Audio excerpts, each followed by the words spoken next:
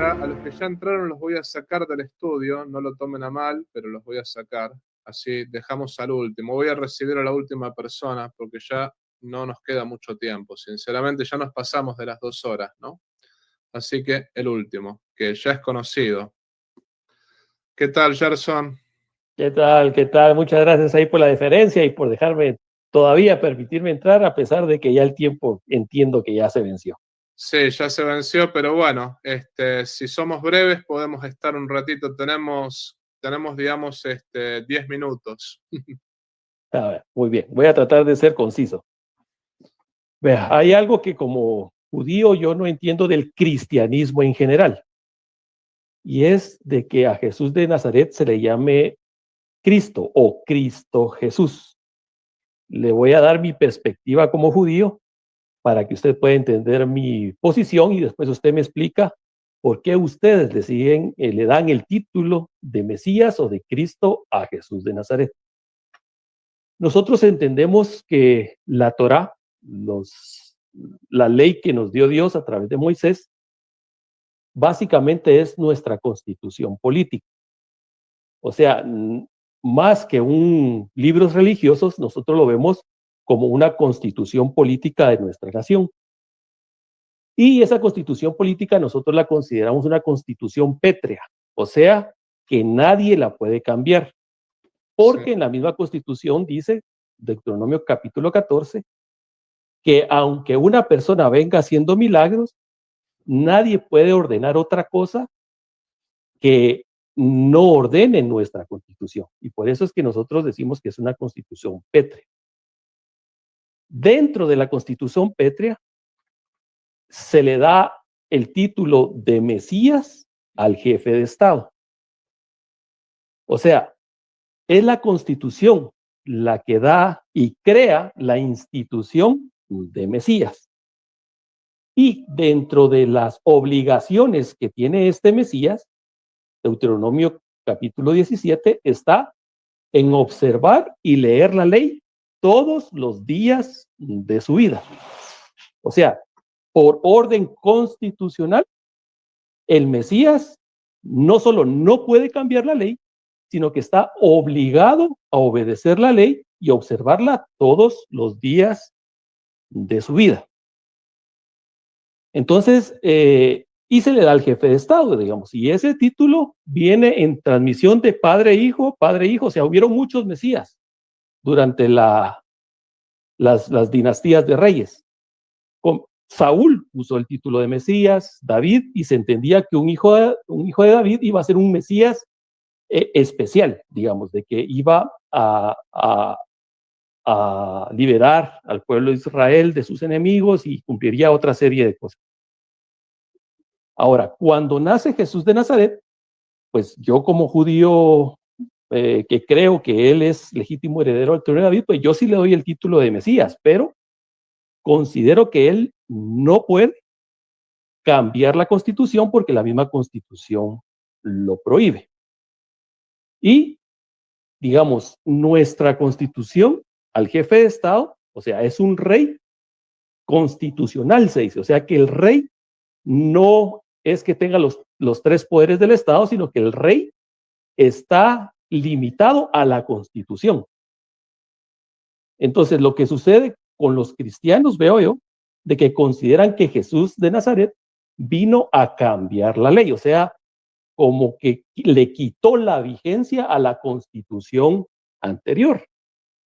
Pero si ese fuese el caso, entonces, junto con todas las instituciones de la Constitución anterior, tendría que también cambiar el título de Mesías o de Cristo. O sea, él ya no se podía llamar el Cristo Jesús, porque ya no sería el Cristo, porque habría que inventarse otro título para asignárselo, puesto que no está cumpliendo lo que dice la Constitución que tiene que hacer un Mesías.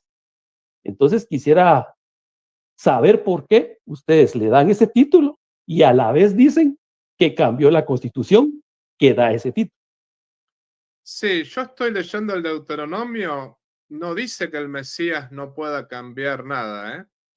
Yo estaba mirando lo que usted me decía, no es que dice ni el Mesías lo puede cambiar, no lo dice así.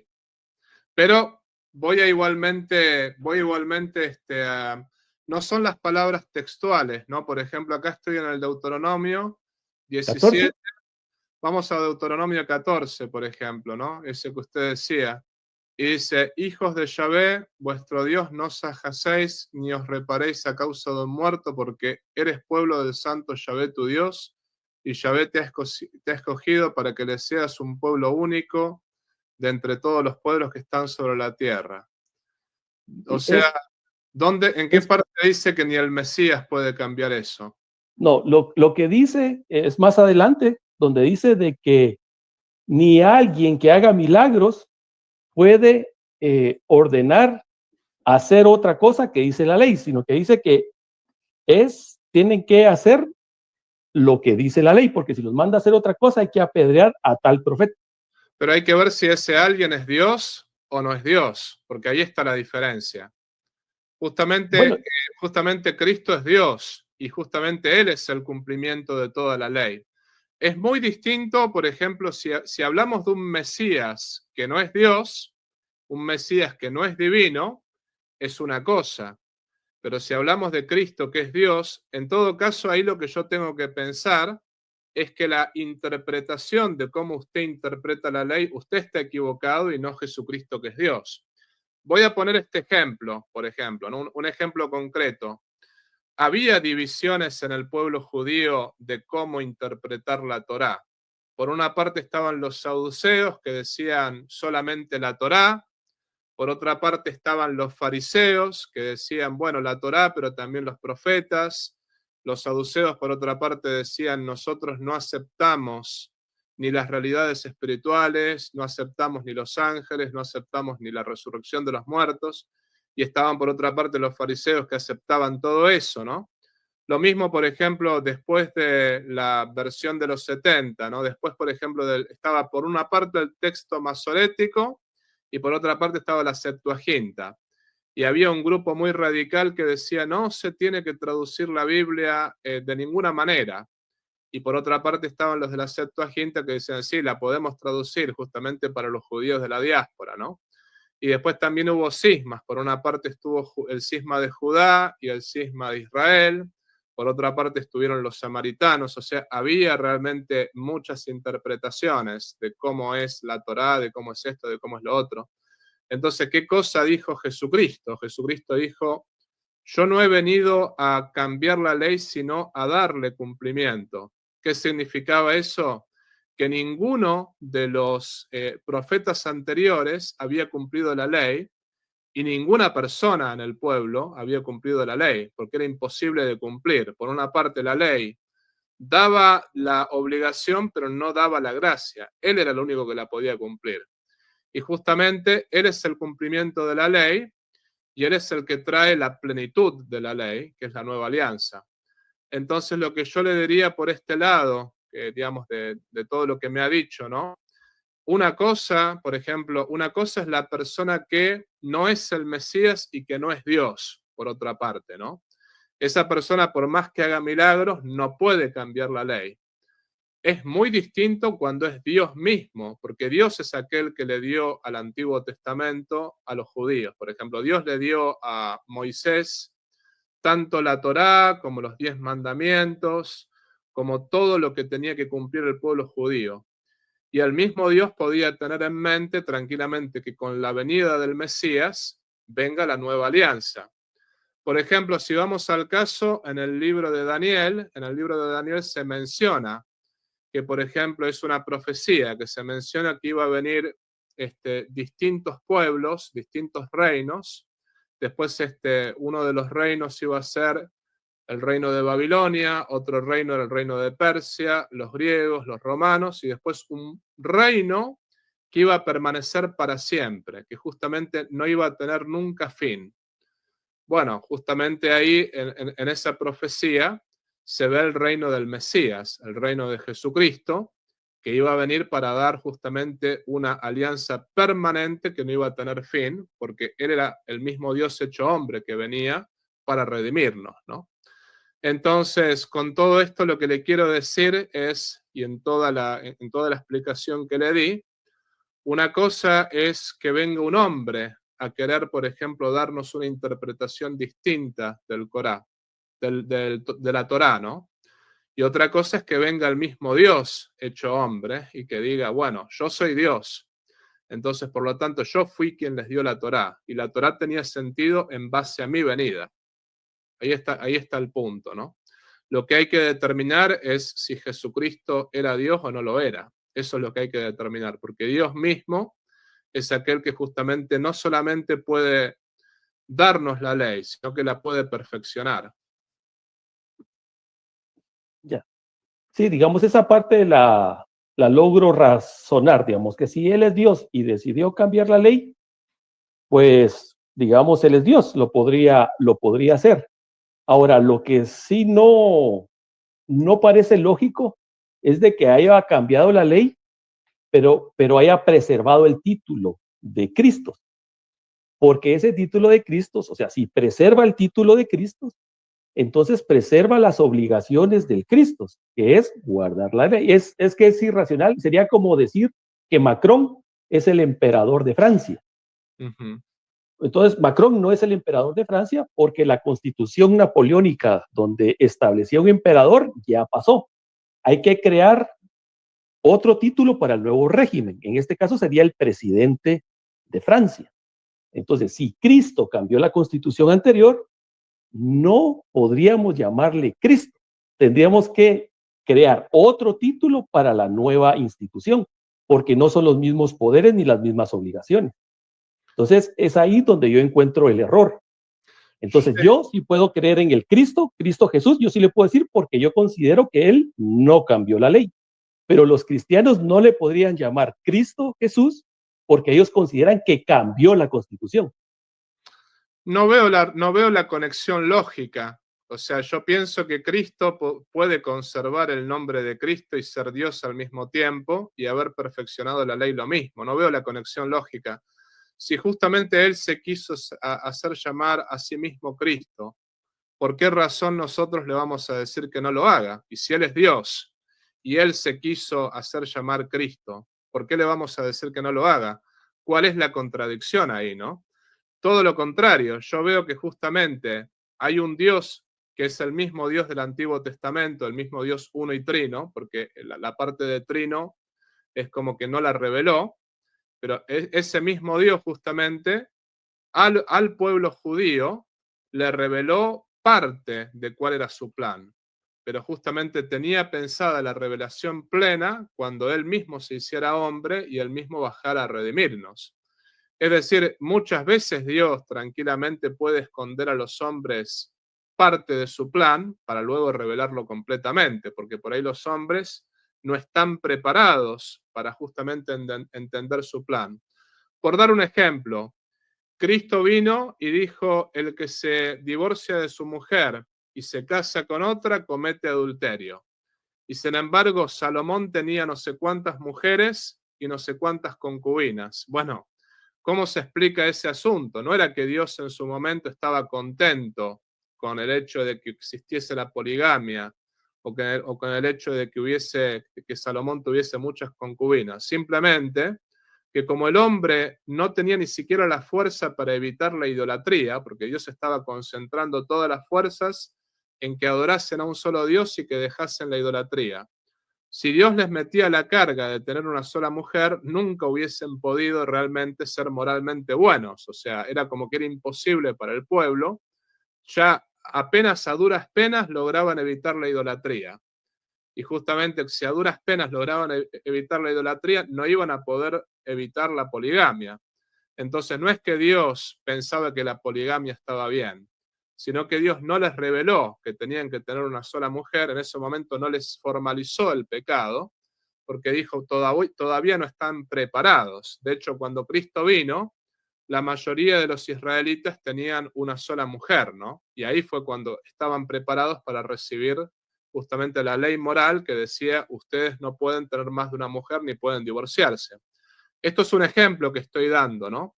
Así como Dios no reveló que tenían que tener una sola mujer, no tenían que tener concubinas, esto y lo otro, Dios por ahí, y más bien dicho, eso fue lo que ocurrió, en el momento que dio la Torá, tampoco les reveló todo lo demás y les dijo, bueno, va a venir un Mesías que voy a ser yo mismo, que voy a ser Dios hecho hombre, y yo les voy a traer la nueva y eterna alianza. Eso no se los reveló, como tampoco les reveló en su momento que la poligamia estaba mal. Dios fue preparando poco a poco al pueblo para recibir digamos, la revelación plena, ¿no? Y yo no veo ninguna contradicción en que el mismo Dios quiera permanecer con el nombre de Cristo, porque ¿sabe por qué?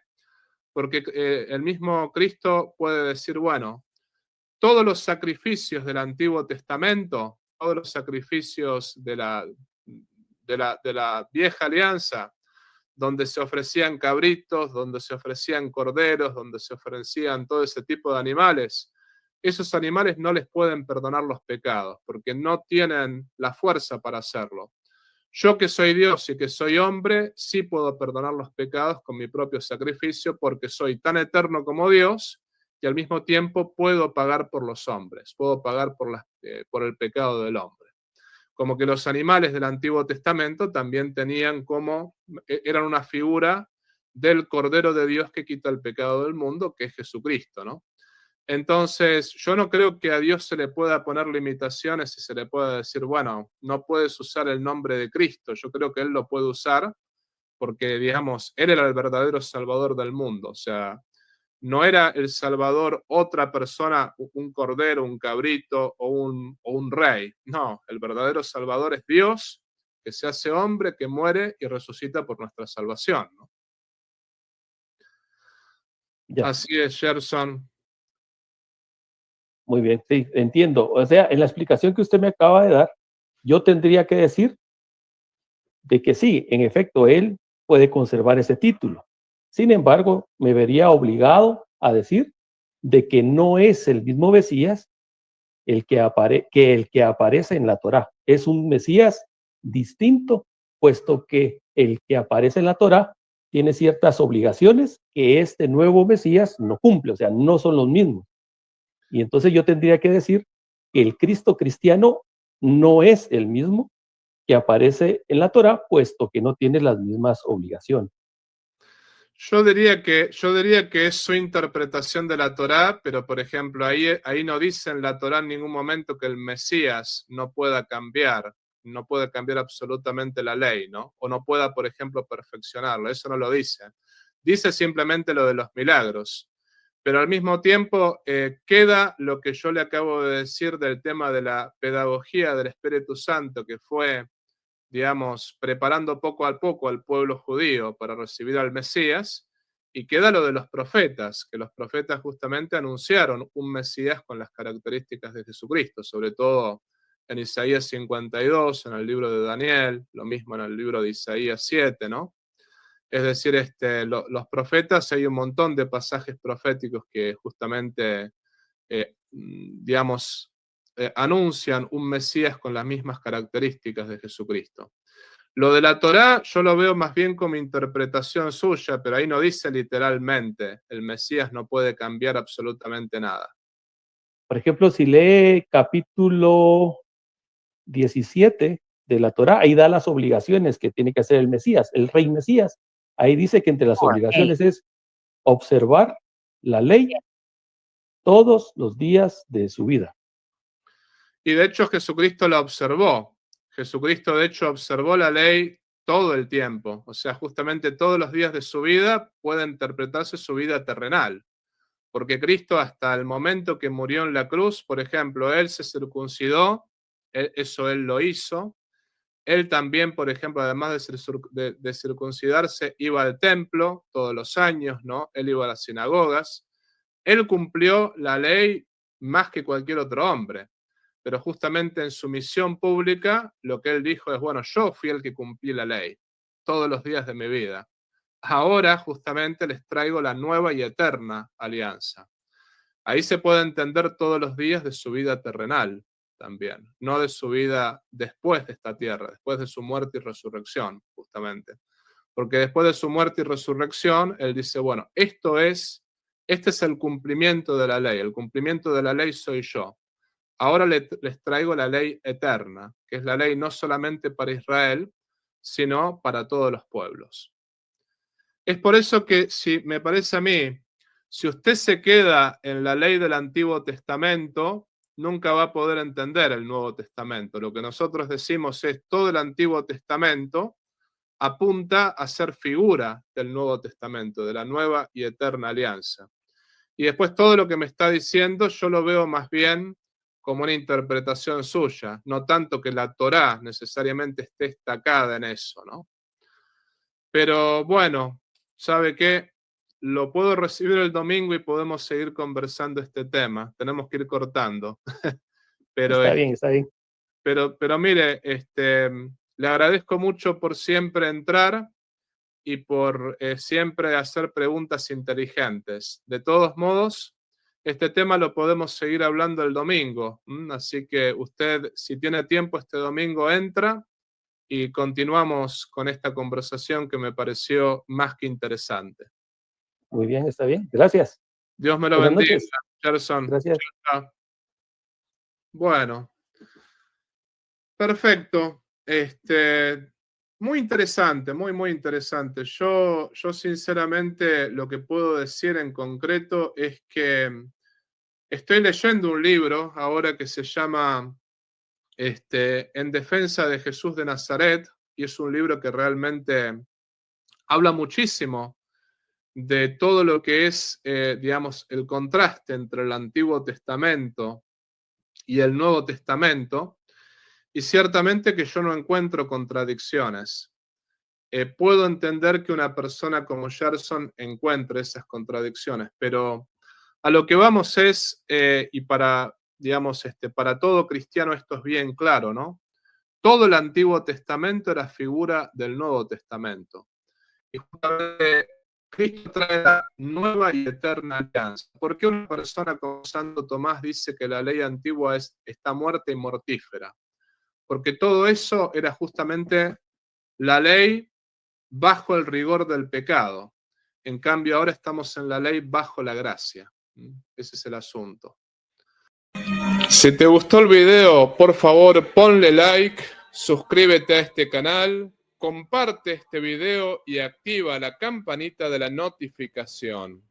También, si deseas colaborar económicamente con este apostolado virtual, te invito a hacerlo por PayPal, también por un super chat, o puedes unirte al canal como miembro. En la descripción de este canal vas a ver el modo concreto cómo colaborar con este apostolado. Si no puedes colaborar económicamente, no te preocupes. Este apostolado es gratuito y todos los videos son gratuitos. Lo más importante es que compartas este video con las personas que estén a tu lado. La idea es llegar a todo el pueblo de Dios y la idea es poder predicar el Evangelio para mayor gloria de Dios y la salvación de las almas. Por otra parte, te quiero avisar que todo el dinero que se recaude con este apostolado virtual va a ser enviado para familias necesitadas y para mejorar esta misión en el sexto continente. Desde ya te agradezco por todo lo que puedas hacer por cada uno de nosotros. Y te pido también que reces por mí y yo rezo por ti. Viva Cristo Rey, viva la Virgen y viva el Patriarca San José.